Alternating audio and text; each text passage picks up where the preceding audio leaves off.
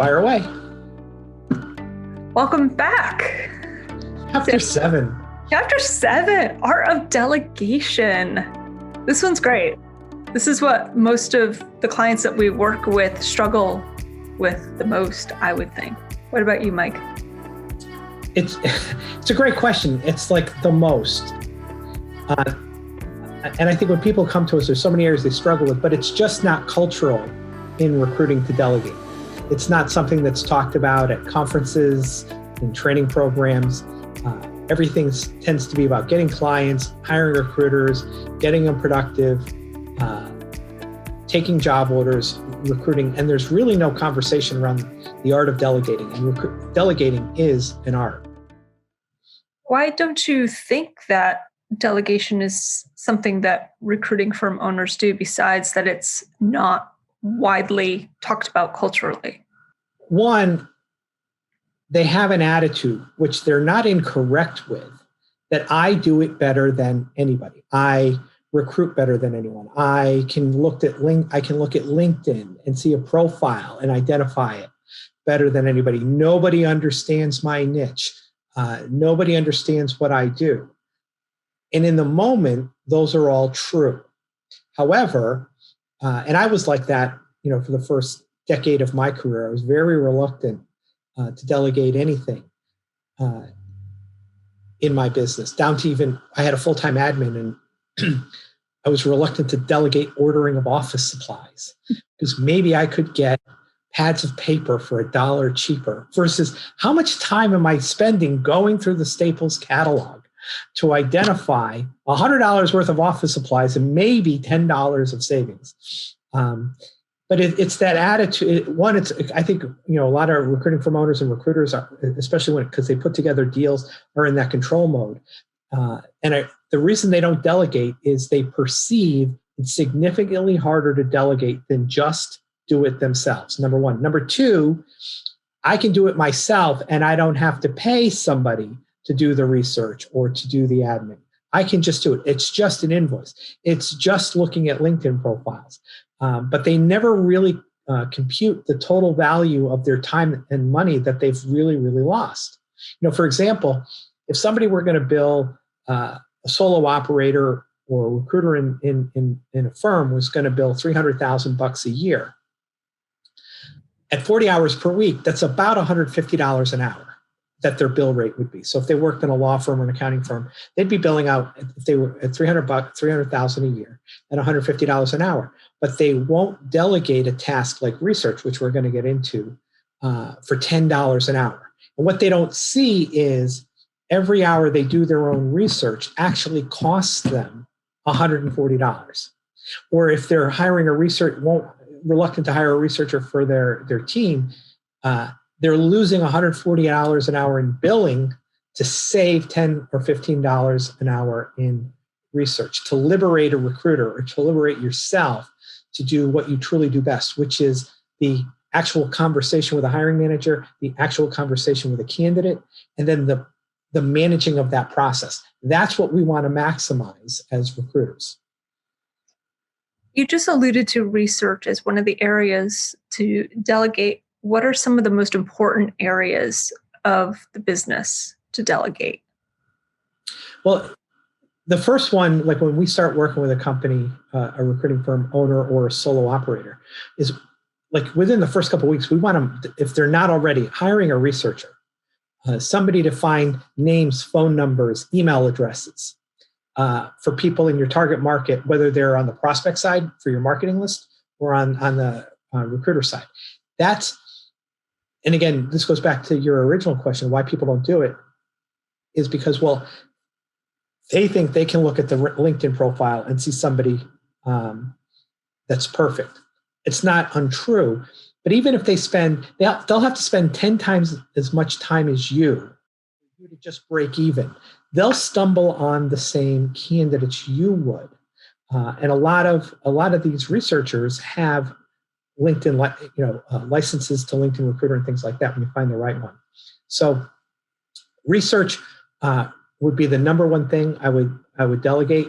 And then if you're a firm owner and you have 2 or 3 even if a solo operator, but especially as a recruiting firm owner, if you have a couple of recruiters and you don't have at least a part-time admin, you're losing $100,000 to $200,000 a year in billings, a minimum from the distractions of all the things they have to do: database, data entry, tracking, getting your job orders entered, getting the candidates entered the right way, the resumes imported the right way, things tagged the right way.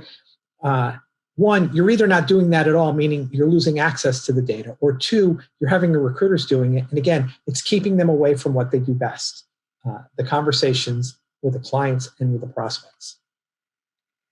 You mentioned that outsourcing research and admin helps in or being able to bill more revenue. But how do they free up your time? What are some of the great things productivity-wise? Yeah, it's a great question, because initially when one delegates something for the initial period of time, a week to 2 weeks, say, it might take you longer because you might be doing a little bit yourself as you're training the researcher or as you're training the admin. And you might go, it just would be easier if I just did it. In the moment, yes, but invest, let's even say, a month working with somebody to delegate everything. You get then the next several years back. So instead of now showing up and you don't have the right list to call or email, if you set up the right cadence with a researcher, they can easily find 200 to 500 names for you to contact a week. You'll never be able to get a hold of 200 to 500 people in a week. So now you'll have a list. And when you hire the right researcher, they'll validate the phone numbers, or you can have them validate the email addresses. And again, whether they're a prospect for marketing or somebody to recruit, it's the same thing. Now you'll have a list ready. Again, in that first month, the list from a researcher won't be perfect. However, think about all the time you spend either Googling or on LinkedIn or on Zoom info for yourself, finding data to create a list. And subtly, I know a lot of people, what they do is they like doing their own research, because then they can justify themselves of not having to do the tough cold recruiting and the tough cold marketing. But the big benefit is when you play it right, when you go through the process. We teach a lot of that. We teach the process to our clients. When you go through the process the right way of hiring a researcher or hiring an admin and delegating the duties, once you go through that initial warm-up period, a week to a month, all that stuff now is off your plate. So now you have no excuse not to be focused on the things that'll generate revenue. Where do you find these people? How do you find highly qualified research and admin? We work with a few researchers, and they're on our partner page. So you can go to the recruiteru.com/partners. And they're people that we've vetted, our clients have vetted. Nobody's perfect. And they're a research company. Both will dedicate a researcher to you. And so you get to kind of train and work with them. Again, it's always a little bit crunchy at the beginning. It's not perfect. It's a little bumpy, but you can have them say, okay, find me 50 widget engineers that work in a 30-mile radius of San Jose that do this, this, and this.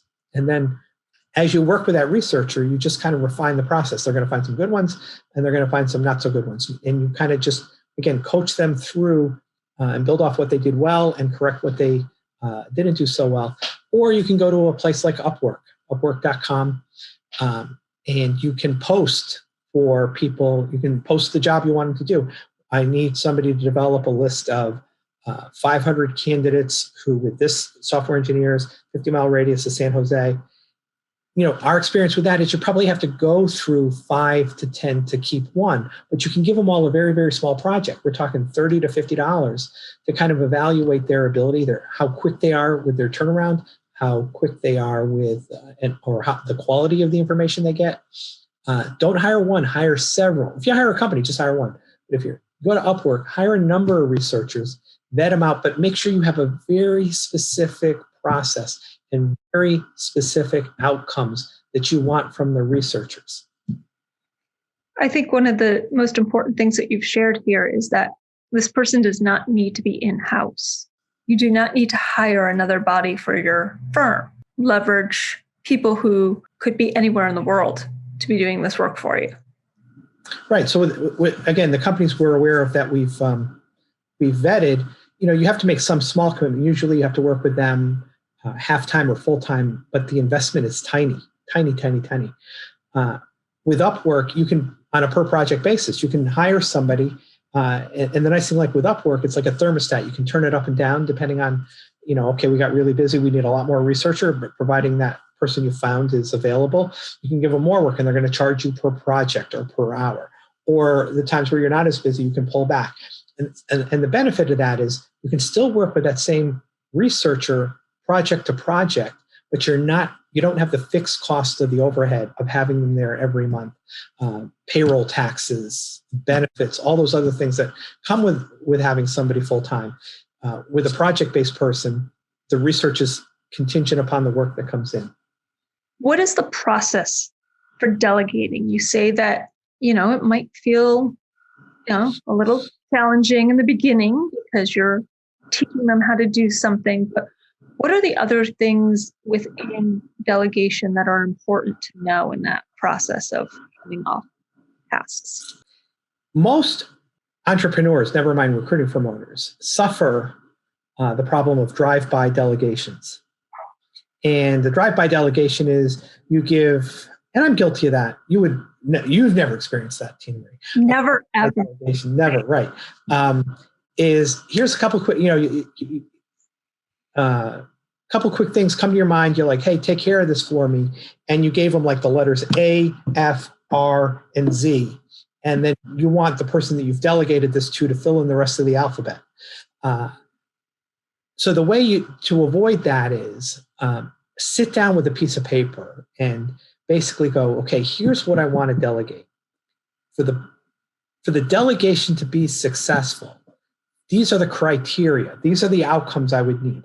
So if I'm going to delegate database entry, right? So I'm going to have all our data in our company entered.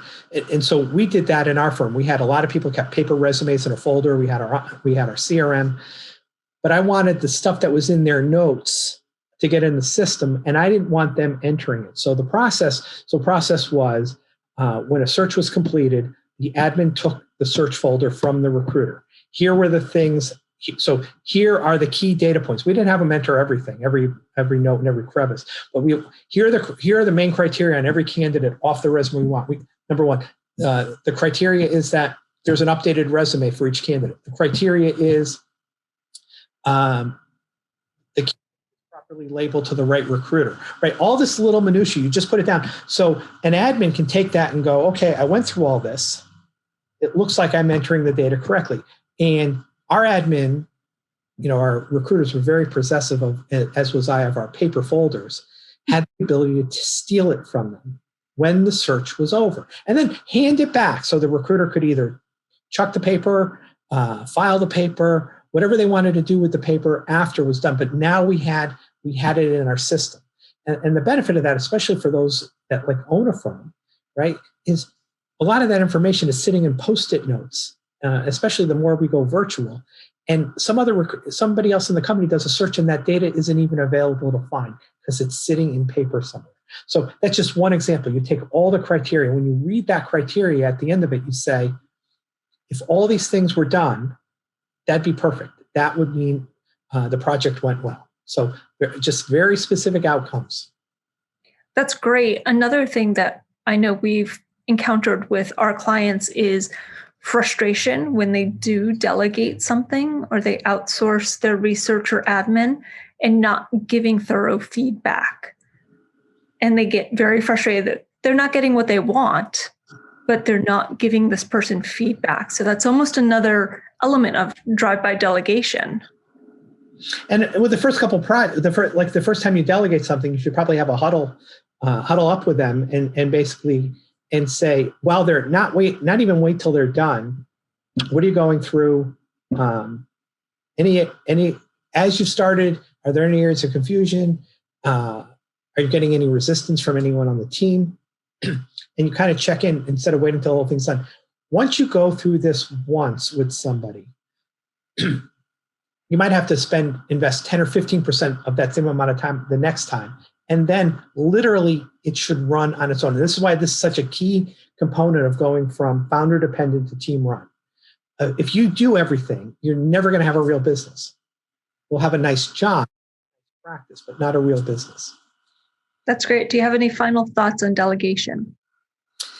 I just know that it's, especially with our clients that have small teams, they've always said, they've always fought with us. But they've said, you know what, thanks for staying on me where I finally hired an admin, or where I finally outsourced research, where I delegated a task. I can't believe how much more money I'm making because of it, how much more time I have because of it, how much less stress I have because of it, how much better they did at it than I did, where I used to think I was the only one who could do it. Like the key area for me that when I ultimately delegated was recruiting on my searches, which were mostly retained work, hiring somebody to do the search. I was incredibly insecure about it. But I defined, okay, here's my search process. For this to be successful, here's what a completed search process looks like. Here's what a successful outcome looks like. And you just coach the person through it. You know, with our business now, delegating coaching, very insecure about it. People hired me to be their coach. No, people needed coaching. And we have a coaching process. So that's, everything is process driven. So everything that you're doing, that you think you're the only one who can do it, that isn't the best use of your time, there's a process to delegate it.